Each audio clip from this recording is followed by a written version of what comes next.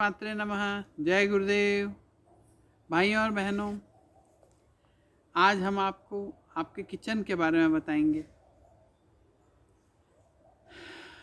भाइयों और बहनों, जैसे हमारे घर का देव स्थान हमारा पूजा का स्थान होता है, सेम हम वहाँ पे बिना नहाए नहीं प्रवेश करते, नहा के ही प्रवेश करते हैं, वैसे ही हमारे घर का किचन होता है। हमें अपने घर के किचन में हमेशा स्नान करने के बाद ही प्रवेश करना चाहिए। सभी माताएं बहनों को स्नान करके ही प्रवेश करना चाहिए। जैसे मंदिर के अंदर के कई कुछ नियम होते हैं, वैसे ही हमारे किचन के भी नियम होते हैं। अगर उन नियमों को व्यक्ति फॉलो करे या उनको माने या उस ढंग से काम करे, इसके लिए कोई ज़्यादा मेहनत करना नहीं है, मात्र समझना है। केवल नहा के ही प्रवेश करना चाहिए। हमेशा किचन में स्नान करें, उसके बाद ही प्रवेश करें। सबसे पहली चीज़ है कि हमारे किचन के अंदर माँ अन्नपूर्णा का वास, लक्ष्मी का वास और 3-4 ग्रह, 4 ग्रहों का वास होता है हमारे किचन के अंदर में, जो हमारे पूरे लाइफ स्टाइल, हमारे पूरे परिवार, समाज, हमारे रिलेशंस को कंट्रोल करते हैं। इनमें से जो सबसे पहला है चूल्हा यानी गैस, जिसके ऊपर हम खाना बनाते हैं। मित्रों, वो मंगल को फॉलो करता है, हमारे घर के मंगल ग्रह को फॉलो करता है। हमारे घर का जो तवा है वो शनि ग्रह को फॉलो करता है। हमारे घर में जो सब्जियां बनाई जाती है, वो जो कढ़ाई है वो शनि को फॉलो करती है। हमारे घर में हम जिस उसमें आटा मारते हैं, परात जिसको कहते हैं, वो बृहस्पति को फॉलो करती है। तो ऐसे देखिए, अब इतने सारे, घर का जो दूध है किचन में रखा रहता है वो चंद्र को बिलोंग करता है। तो इसलिए विशेष ध्यान रखिए कि ऐसी सब चीज़ें जो हमारे किचन में हैं और वो हमारे ग्रहों को कंट्रोल करती हैं। मित्रों, हम पहले चालू करते हैं तवे से। तवा जो होता है वो शनि का प्रतीक है। तो हमारे को हमेशा जो तवा है वो ऐसा रहना चाहिए जो साफ सुथरा हो, और जब भी हम उसका उपयोग करें तो उसको पहले पानी से धो लें और थोड़ा सा नमक से धो लें, थोड़ा नमक लगा के उसको साफ़ करें, उसके बाद ही इसका प्रयोग करना चाहिए। साइंटिफिकली भी उसके ऊपर जर्म्स, क्योंकि रोटी बनती है तो उसके ऊपर जर्म्स बहुत जल्दी अटैक करते हैं। रात भर हमने रख दिया है तो आप धोने के बावजूद भी कहीं अगर थोड़ा भी कुछ लगा रह गया तो जूठा ना रहे। तो ये विशेष ध्यान रखें कि उसको पहले थोड़ा नमक से साफ़ कर लें, नींबू नमक से, और उसके बाद ही उसका उपयोग चालू करें। और हमेशा आपका जो तवा है वो आपके चूल्हे के राइट हैंड में रखना चाहिए मित्रों। और जब भी कोई व्यक्ति आपके घर में या आपके किचन में आता है, वैसे तो बाहर के व्यक्तियों को किचन में प्रवेश नहीं देना चाहिए। इन केस अगर वो किचन में आता है, कोई भी व्यक्ति जो आपका परिचित है, अगर वो आता है किचन में, देखता है किचन में, तो उसकी दृष्टि तवा और हमारी कढ़ाई, ये दोनों पे कभी नहीं पड़नी चाहिए। तवा के ऊपर बिल्कुल नहीं पड़नी चाहिए।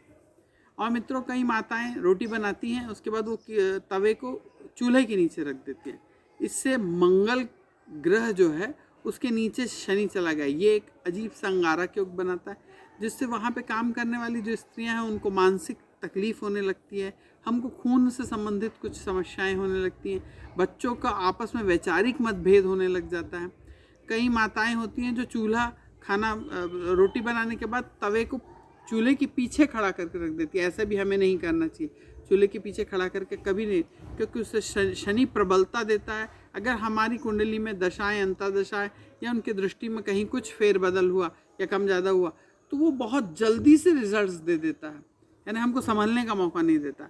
इसलिए कभी भी तवे को खड़ा करके ना रखें। उसी के साथ हम चिमटा रखते हैं, चिमटे को भी कभी खड़ा करके ना रखें। हमेशा चिमटे को आप सुला के रखें। और चिमटे को मित्रों कभी बजाना नहीं चाहिए, उसको उठाने रखने में कभी वो टन टन ऐसी आवाज़ ना करें। इससे हमारे घर में रहने वाले लोग की मानसिक अस्थिरता होती है, वह लड़ाई और झगड़े होने लग जाते हैं। मित्रों, ये विशेष ध्यान रखें कि जब हम चूल्हे के ऊपर दूध रखते हैं और दूध जब उफन के उस चूल्हे पे गिरता है, तो जो दूध गिर के जब जलता है तो राहु का प्रतीक है। और उसमें चंद्र पीड़ित होता है। और जब भी ऐसी घटना घटेगी तो आप देखेंगे कि आपके घर में जो पुरुष बेटे हैं उन लोगों के लाइफ स्टाइल में कहीं ना कहीं कुछ समस्या आने लगती है और धन की, लिक्विड मनी में हमारे कमी आती है। आने वाला जो तरल पैसा जो रोज़ आने वाला है उसमें कहीं ना कहीं कमी आती है। अपने बेटों को आपको आज्ञा का पालन रखना है कि आपके बेटे आपकी आज्ञा का पालन करें। तो मित्रों ये विशेष ध्यान रखें कि कभी भी चूल्हे पे दूध उफन के चूल्हे पे ना गिरे। मित्रों हमारे यहाँ पे जो परात है वो पीतल की हो तो ज़्यादा बेहतर है, और परात जो होती है वो बृहस्पति का प्रतीक है। अगर हम उसके ऊपर आटा मारते हैं और उसमें रख के जब रोटी बनाई जाती है तो बृहस्पति का अंश, हमारा बृहस्पति बहुत स्ट्रांग होता है। जो हमारी सब्जी बनाने की कढ़ाई है वह भी सेम शनि का ही प्रतीक है। तो ये दोनों को हमेशा चूल्हे के राइट हैंड साइड में ही रखना चाहिए। सोचिए आप आपके किचन में सब सामान, किचन डेकोरेटेड उतना नहीं, साफ सुथरा और व्यवस्थित होना जब ज़्यादा ज़रूरी है। हमको अपने किचन के अग्नि कोण, जो किचन का अग्नि कोण है वहाँ पे घी रखना चाहिए। घी से भरे हुए डब्बे जो हैं, आपको घी रखने की व्यवस्था है वो हमेशा अग्नि कोण में रहना चाहिए। ये शुक्र का प्रतीक है। अगर हम उसको अपने केवल आपका घी का डब्बा कहीं दूसरी जगह रखा हुआ है, आप अगर उस घी के डब्बे को अग्नि कोण में रखें और उसके अंदर 5 इलायची छील के और उस घी में डाल दीजिए, ये इलायची पड़ी रहेगी। उस घी का जब आप इस्तेमाल करेंगे तो हमारे पास लिक्विडिटी, हमारे लिक्विड मनी और हमारे जो लोगों के आस पड़ोस से हमारे जो संबंध है वो बहुत अच्छे बने रहते हैं। मित्रों ये हमारे घर में रोज होने वाली सारी चीज़ें हैं, केवल लेकिन व्यवस्थित ना होने के कारण इस प्रकार की घटना घटती है। और तवा जो है, तवा को कभी भी नीचे अगर हम रखते हैं, चूल्हे के नीचे रखते हैं, और अगर उस घर में ज़्यादा भाई हैं, 2 3 4 भाई हैं, तो उनकी आपस में वैचारिक मतभेद, और उन घर में रहने वाली 2 3 बहुएं हैं उनमें वैचारिक मतभेद होने लग जाता है। कोई अपने आप को ऊंचा, कोई अपने आप को नीचा, या फिर कोई आपस में ऐसा सोचने लगते हैं कि हमारी सास उसको ज़्यादा चाहती है, हमको इसको, उनके मन में ऐसे भ्रम पैदा होने लग जाते हैं। तो इसलिए ऐसा कभी भी ना करें कि चूल्हे के नीचे में तवे को रखें या तवे को खड़ा करके रखें। मित्रों तवा जो है, तवे के अंदर जो हैंडल, कई बार ऐसा होता है कि तवे का जो हैंडल रहता है वो निकल जाता है और हम उसको वैसे ही उपयोग करते रहते हैं। तवे में हमेशा जो हैंडल है उसको पूरा होना चाहिए, तवा टूटा फूटा कहीं से नहीं होना चाहिए।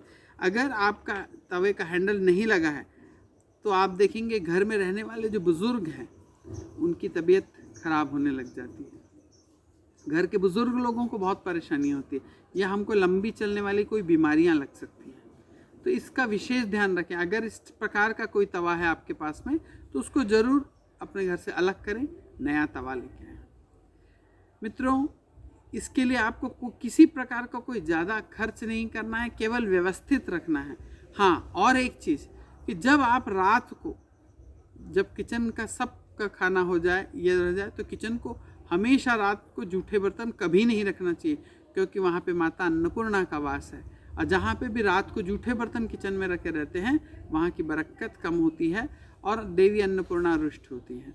तो इसलिए अन्नपूर्णा की कृपा के बिना, लक्ष्मी महालक्ष्मी की कृपा पाना कुछ नहीं है मित्रों। तो इस लक्ष्मी की और अन्नपूर्णा की कृपा पाना है तो अपने किचन में कभी भी जूठे बर्तन ना रखें।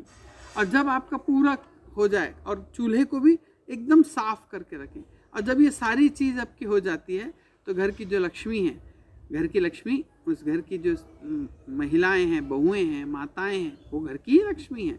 उनको चाहिए कि एक छोटी सी, ये थोड़ा सा लेना पड़ेगा आपको, एक छोटी सी चांदी की प्लेट ले लें। उस चांदी की प्लेट में थोड़ा सा बरास कपूर थोड़ा सा रख दें और 2 लौंग सैगी, 2 लौंग उस कपूर पर रख के आखिरी दरवाज़ा, किचन का दरवाज़ा उड़काना या किचन से निकलने से पहले उसको, वो कपूर को जला दें, उसमें 2 लौंग जला दें। ये क्यों करें? क्योंकि उस किचन में हम बर्तन रखते हैं, उठाते हैं, इसमें बहुत सारा वाइब्रेशन है, जो अनवांटेड वाइब्रेशन खटर पटर का होता रहता है। तो वो वाइब्रेशन चारों ओर होने से उसके अंदर किचन में जाने वाली स्त्रियों को मानसिक कष्ट होता है। आजकल तो ऐसा हो गया मित्रों कि कोई किचन में जाके बनाना नहीं चाहता खाना, घर का खाना पसंद नहीं आता लोगों को, बाहर जाके खाना ज़्यादा पसंद करते हैं। ये सारे वाइब्रेशन वहाँ घूमते रहते हैं।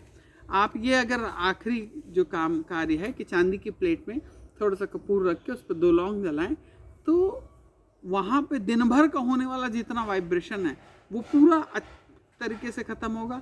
लौंग और कपूर जलने से वहाँ पे जो बैक्टीरियाज दिन भर में जो आए हैं वो धुआं को वहीं रहने दें, तो क्या होगा कि उसके अंदर के बैक्टीरियाओं को भी कम करता है, वाइब्रेशन को गलत वाइब्रेशन को ख़त्म करता है।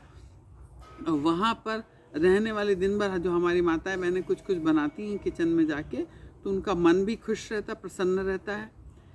श्री मात्रे नमः। मित्रों, हमारे चैनल को सब्सक्राइब करें अगर करें ना हो तो, और ज़्यादा से ज़्यादा शेयर करें, लाइक करें और कमेंट्स ज़रूर लिखें, बेल आइकॉन दबाएं।